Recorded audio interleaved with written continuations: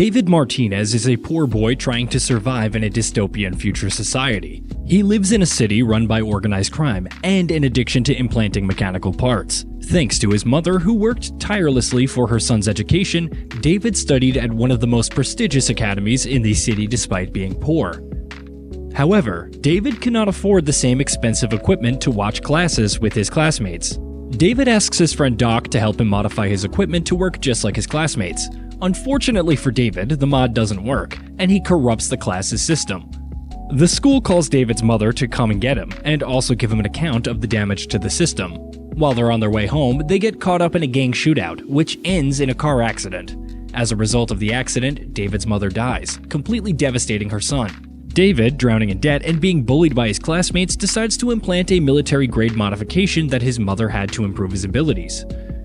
Before Doc installs a military-grade part on David, he warns him that there's a danger that David could lose control and become a cyber psychopath. However, David doesn't care and asks him to place the implant. The first thing that David does when he gets his upgrade is beating up the classmates who are bullying him, and then he goes home. Later that day, David gets in the subway when he realizes someone is stealing data chips from people, and thanks to his new powers, he catches the girl. Lucy, the chip thief, offers him to work with her in exchange for money. David agrees as he needs to pay off his debts, and the first job goes off without a hitch. But when they're spreading the money, David falls unconscious for no apparent reason and is taken by an ambulance with Lucy. In the ambulance, David and Lucy get attacked by the nurses to remove David's mod because it's expensive. They both escape thanks to Lucy, and they go with Doc. He tells David that they shouldn't use the implant more than 3 times a day because it could melt his brain. Lucy takes David to her house, where she tells him she's a netrunner. Moments before some mercenaries arrive looking for David. When the mercenaries find David, they all discuss how to remove the Sandevistan implant. However, David asks them for an opportunity to prove that he could be a cyberpunk like them. So Maine, the gang leader, tells him that he'll give him a chance, but if he fails, he'll rip the Sandevistan from his corpse. A day passes, and Maine contacts David to steal information from Arasaka's high management using the Sandevistan. The team manages to steal a chip for David and Lucy to get into the target's car. Once inside, Lucy steals the information they need, but the car locks and they can't get out. Maine tells David to take the car to an old friend, and David drives while being chased by Arasaka's security. David uses his abilities, and he and Lucy make it safely to the drop-off point. One of Arasaka's soldiers follows them and is about to kill David, but Maine arrives to save him. The work is a success, and Maine accepts David as a band member. A few days later, David calls Maine for a job since he's bored. Maine offers him a simple job to keep him busy. When David finishes, Maine introduces him to the team: Dorio, Falco, Kiwi, Rebecca, and Pilar. Maine also teaches David how to drive, and they do more jobs while she's teaching him how to become a cyberpunk. David also tightens his friendship with Lucy. Little by little, David stops being a rookie, becoming more skilled in his new criminal life, even implanting mechanical lungs to run faster. David is quickly considered part of the group and is appreciated by all as part of the family. One day, when the group is going through a vacant lot, they see a guy publicly urinating, which annoys Pilar, and he decides to argue with him. However, the man turns out to be a cyber psychopath and shoots Pilar in the head, killing him on the spot. The group fights the cyber psychopaths and kills him, but Lucy gets injured in the battle. David decides to take Lucy to Doc for an examination and back home, where, after a deep talk, they end up kissing. After the first job against Arasaka, Tanaka, one of the company's executives, decides to tighten security. However, the gang manages to find a contract to get valuable information about the corporation. Jimmy Kurosaki, the informant, is the famous creator of Brain Dance, a dance game, and other custom cyber games that he sold to Arasaka. Once the gang finds out about Jimmy and Arasaka's connection, they plan to kidnap him. When they're about to catch him, Jimmy launches a shockwave at them, and he manages to take David away. Jimmy begins torturing David to turn him into a cyber psychopath and get footage for his games. At that moment, Lucy and Dorio arrive to save their friend. After they save David, Lucy and Dorio capture Jimmy, taking him to their lair and making a deal with him to get Tanaka. He accepts and agrees to a meeting with Tanaka to set a trap for him. The trap plan works and they manage to knock Tanaka out, though Jimmy dies in the process. The group takes Tanaka to his hideout and steals the information they need for Faraday, Maine's boss. Thanks to the number of cybernetic parts that Maine is implanted into his brain, he begins to become a cyber psychopath. While Kiwi's inside Tanaka's software, Maine beats her up, and Kiwi ends up in the hospital. The plan gets delayed, and Dorio tells Lucy now that she has to do it. Lucy agrees only on one condition, that David is present. Dorio agrees, and Lucy prepares to dive into Tanaka's mind. Meanwhile, Main was getting worse and worse, but still conscious. Lucy goes into Tanaka's software to get the data, but everything gets complicated when he starts to wake up. His awakening causes a short circuit, killing Tanaka and alerting the security team, who head to the lair. Dorio tells Lucy and David to go to the car, and she and Main fight Tanaka's security team. After seeing that Dorio and Main are taking a long time, David goes to help them. However, Main unleashes his madness in the middle of the fight, becoming a cyber psychopath.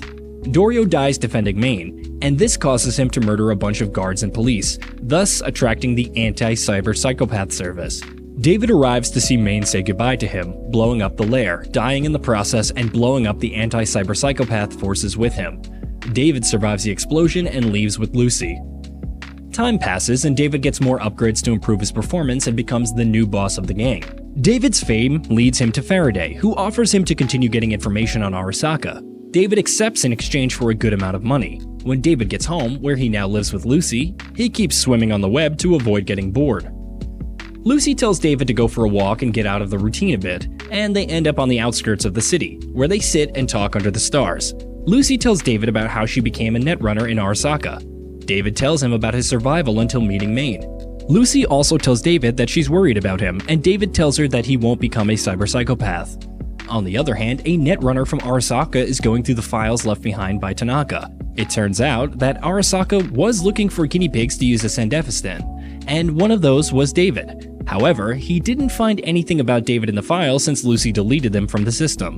Lucy meets this Arasaka netrunner on the street and kills him to protect David. David begins to have symptoms of cyberpsychosis that leads him to have hallucinations and accidentally kill an innocent woman on the mission. On the other hand, Arasaka's top executives are hunting Faraday for wanting to sell information to another company. Faraday decides to meet the Arasaka's executive to finalize a deal and avoid getting killed. He had to capture Lucy to get the information on David that Arasaka needed. David continues to experience the symptoms of cyberpsychosis to the point of not sleeping at night. One day, he ends up passing out at home, and Lucy rushes to take him to Doc. Once they arrive with Doc, he tells David that he's already entering the point of no return of cyberpsychosis, and that he'll soon become a cyber psychopath. However, Doc gives him enough medicine to survive a few more days. As they leave, Lucy locates a target she was looking for days ago and goes after him. But this was a Faraday trap to capture her. Faraday and Kiwi kidnap Lucy and hide her in the apartment before taking her to Arasaka. Faraday gives David an assignment to steal some new military weaponry from Arasaka. However, this was a plan by the company to get David to try out this new exoskeleton. David accepts the job and steals the truck with Rebecca, Kiwi, and Falco. At the moment when Kiwi opens the truck, they see how a large army, Militech, approaches them. They came to kill David and steal the new exoskeleton. The gang gets inside the truck, and David decides to implant the exoskeleton even if it costs him his sanity. David gets contacted by Lucy, who tells him to use the exoskeleton. However, it was all a Faraday lie. Lucy manages to break free and tells David not to wear the exoskeleton, but Faraday recaptures her, causing David to explode in rage and nearly freak out. But before he loses control, Rebecca injects him with a drug, and David comes to his senses. Left with no other choice, David decides to use the exoskeleton to take down Militech's army and save Lucy.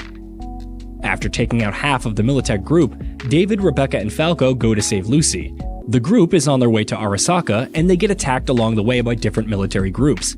David annihilates them all, gradually succumbing to madness and begins to hallucinate more. As Arasaka's top executives see David coming their way, they call Aaron Smasher to stop David. Aaron's a military-grade cyborg capable of handling technological implants without getting corrupted. When David and the others arrive in Arasaka, they realize that Faraday is about to hand over Lucy.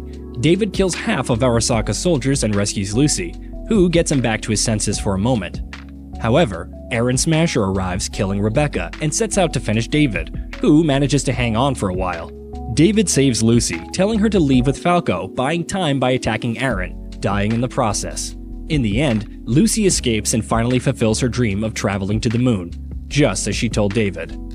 And that was Cyberpunk Edgerunners Season 1 recap. If you enjoyed this recap, remember to hit that sub, click the like button, and comment down below to let me know what you think of the series. I'll see you on the next video.